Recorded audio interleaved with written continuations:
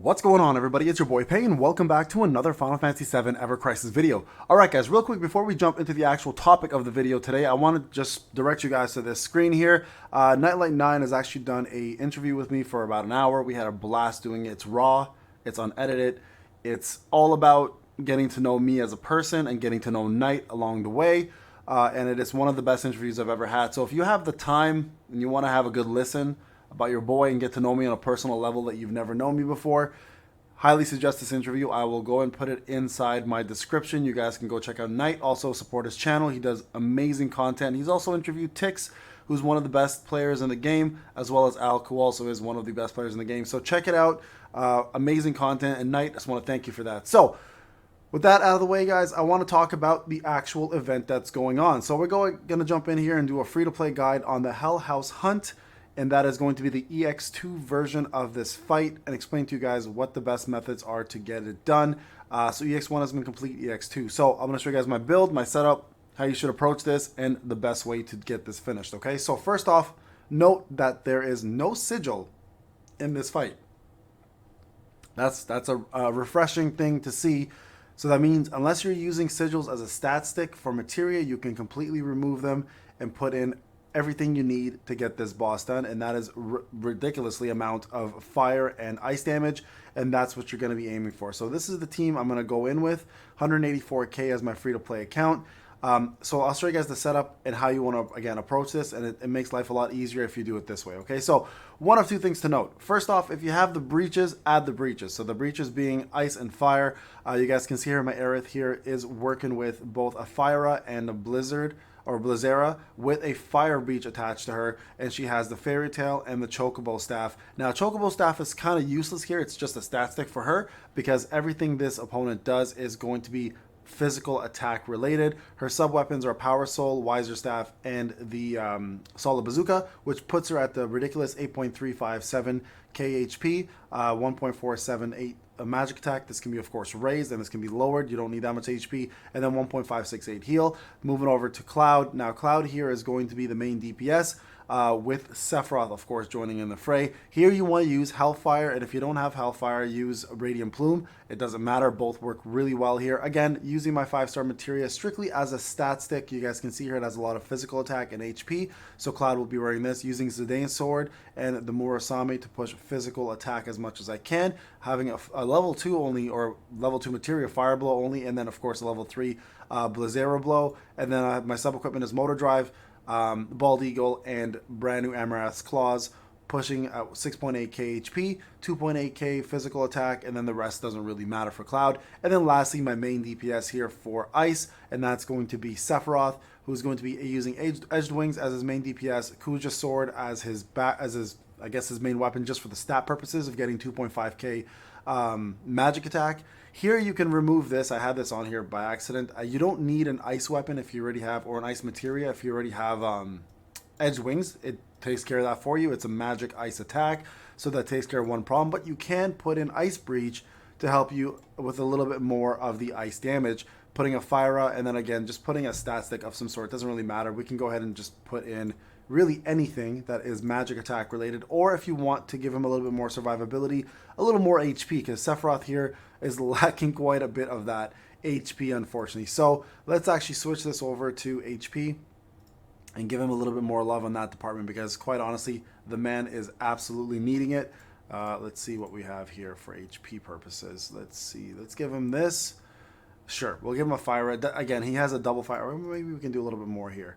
There we go. Drop a little bit of magic attack and give him that. Now here you have a lot of magic attack equipment. So for example, the brand new Holiday Revolver gives 26 magic attack boost with earth potency. Really don't need the earth potency aspect. You need the ice potency, to be honest. Here we've got fire boost, fire potency with magic attack, which is great for this fight, because obviously that's going to help with the fire potency. And then we have the Shiva's Blade just for a stat stick purpose, to give him a little bit more stats across the board. But if you have another magic attack weapon with magic potency or ice potency, you may want to use that as well. It's up to you. But for me, having a little bit more HP is going to matter a lot more than having a little bit more firepower in this fight, right? So if I look through this whole list, I can probably find something here that's going to allow me to replace it, but again, not worth it for the magic attack. I'd rather have the stat stick for the HP. Now, keeping in mind, I could also even remove this most likely, right? If I go back here and put boost HP and give like the parasol, for example, or something,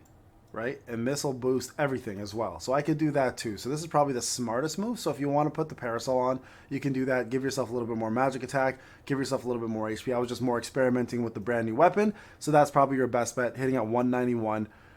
So here's how you approach this fight. There's two phases in this fight, okay? There's a fire phase and an ice phase. Based on the damage you need to use, there will be an icon near the boss's name to tell you what he is weak against. First thing he'll do, or it will do, I should say, I don't know if it's a he or she, is going to summon 2 ads. Take care of those ads first, okay? That should be your priority. Number 1 is to get rid of these ads. So we're going to start slow here. You can see he opens his doors, 2 bombs. No thank you. We rather get rid of these guys quickly and move on and kill before they burst. If they burst, you're going to take a lot of damage, guys. It's not worth it. But you guys can see here, he has the freezing icon up top and the fire icon right beside it. Sorry, the freezing name and the fire icon, which means he's going to be susceptible to fire damage. So here you want to fire breach, okay, and make sure it's on there and just spam your fire attack. Your goal here, guys, is to bring that amount of bar down to nothing. The moment you do that, it automatically stuns the opponent, giving you the opening to damage it, and then also takes away also puts a pretty massive buff on it, debuff on it, sorry, making him not do any physical attack damage, because you can see Ice Storm that he does is in fact a physical attack that he will do on you, and it does a lot of damage, guys. So first off, your focus isn't on healing, it should be on exactly doing this, and that is removing the freezing bar as quick as you possibly can. You can see there the stun happens, and then from here, just heal up, because now he's got this massive debuff on him, right, which reduces the amount of damage he's going to do, but it still will do about 3k damage once he wakes up. So, and then the next phase will begin. So make sure, guys, you are still healing through this, and that you do switch to defensive mode when he does wake up. So there we go, he's waking up now. Ice Stream is still going to happen. So again, make sure you are ready for this.